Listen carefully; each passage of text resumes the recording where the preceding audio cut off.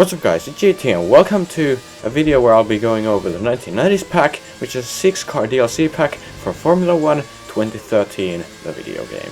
So in this video I will be going over the cars that are included in this DLC, which are a Williams and a Ferrari from the years 1992, 1996 and 1999.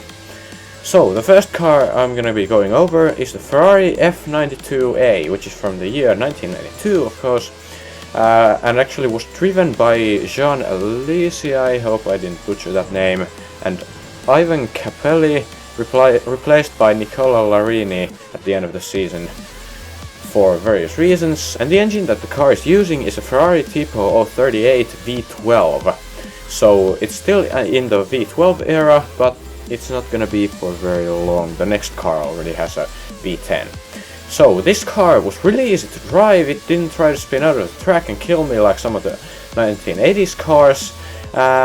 Something compared to the modern cars though, these do have a little bit less downforce, so it tried to push a little bit wide in the corners sometimes, so I had to go a little bit slower. But this car is a lot of fun and it feels really fast. It's definitely worth a try. I'm gonna be going over the Ferraris first and then moving on to the Williamses. So the next car is gonna be a Ferrari F310, which is from the year 1996. It was driven by, as you can see on the front of the car, it's pretty brightly there. It was driven by Michael Schumacher and Eddie Irvine. And the engine that the car uses is a Ferrari Tipo 046 V10, so now we're at the V10 era. Now they've moved to V6 in 2014, which I find kind of weird. But yeah, this is a V10. It's kind of like the 1992 car actually. It's really easy to drive, but a little bit too little downforce for my liking. And especially in this track, in the first few corners, I was going really wide because of the low downforce. But this car isn't as fun as the 1992 car, but it's still fun. It's okay, but it's not phenomenal. The last Ferrari in this DLC pack is the Ferrari F399, which actually in this picture looks quite modern, kind of like the modern cars, although maybe not the quite latest ones, but almost the latest ones. But if you look at it on the track, it feels a little bit like it's missing a couple of details. All the lines look so straight, and well, maybe the car is like that, but it just looks like it's missing a couple of details.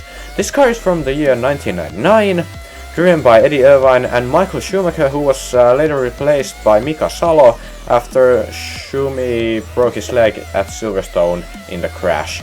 So the engine this car uses is a Ferrari Tipo 048 V10, but it sounds a lot different than the other two. The 1996 car also had a V10, but this car would seem to use a lot higher revs than the previous one, and it sounds a lot more powerful. Now this car is really fast, it feels really light and powerful, but the lightness and power also come with a price, because you really gotta be careful with the throttle. It likes to wheel spin a lot when accelerating, which actually caused me to spin out a couple of times. And yeah, so you really gotta be careful with the gas pedal, but if you succeed in that, you'll be really fast. So the downforce in this car, it's a bit better than the other two, but still not quite as good as the modern car. Now this car is really lively, it likes to skid around a lot, and the liveliness and the fact that it's so light makes sure that driving never gets boring. This car feels fast and it's exciting to drive, so it's a lot of fun. Now, moving on to the Williamses, the first one being the FW14B from 1992, and this actually, I'm driving this back in Israel because in the previous one, where I went over the DLC tracks, I drove on this track and I obviously beat the lap record by quite a lot, but I wanted to see if I could beat the time of 1 minute 11 seconds and 494, I mentioned it in the previous video, with a similar car that the actual record was done with. And this is close enough. It was actually made with the 1993 car, but it's close enough. So this car was driven by Nigel Mansell and Riccardo Patrese, and it was powered by a Renault RS3C V10. And like the Ferrari from the same year, 1992, it's really easy to drive, feels civil. It doesn't want to kill me all the time. And with this one, even the downforce wasn't too big of an issue. It still was a little bit lower than the modern car, but it wasn't too big of an issue. So now, moving on to the Williams FW18, driven in 1996 by Damon Hill and Jacques Villeneuve, powered by Renault RS8 V10, and unlike the 1992 car, this one actually does try to kill me every chance it gets. So every time you brake, you lock up your rear tires, so I had to move the brake balance to the front, and even after I did that, it still tried to lock up the brakes. So yeah, and it likes to wheel spin every time I try to accelerate, so I had to press really lightly on the gas, and it still did that sometimes. And it also feels a little bit slower than the 1992 car, but it's just a feeling. So yeah. Moving on to the Williams FW21 car, which is from 1999, driven by Alex Zanardi and Ralph Schumacher, powered by Supertech Renault FB01 V10. And, well, I'm gonna compare it to the 1999 Ferrari. This car doesn't feel quite as fast as the Ferrari, but it also doesn't try to kill me. There's pretty much no wheel spin and no understeer, and yeah, so it feels a little bit slower, heavier, but it doesn't try to kill me. It might not be the fastest one, but it's damn fun to drive.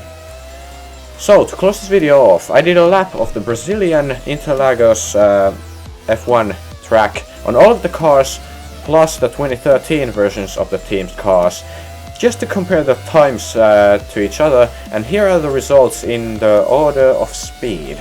And as you can see, clearly the Ferrari of 2013 won. But other than that, it was pretty even, so even though some of the cars feel a little bit faster than the others, it doesn't always appear to be the case. All of them are within half a second of each other. So, I hope you guys enjoyed this video. A like rating would be appreciated. Be sure to check out my notebook song I published a couple of days ago. I made the What Is Love by Hathaway. It's an internet classic, and it was very fun to make, and it's very fun to listen to. Even I like to listen to my own song. So yeah, I hope you guys enjoyed. I will see you in the next one. Thanks for watching.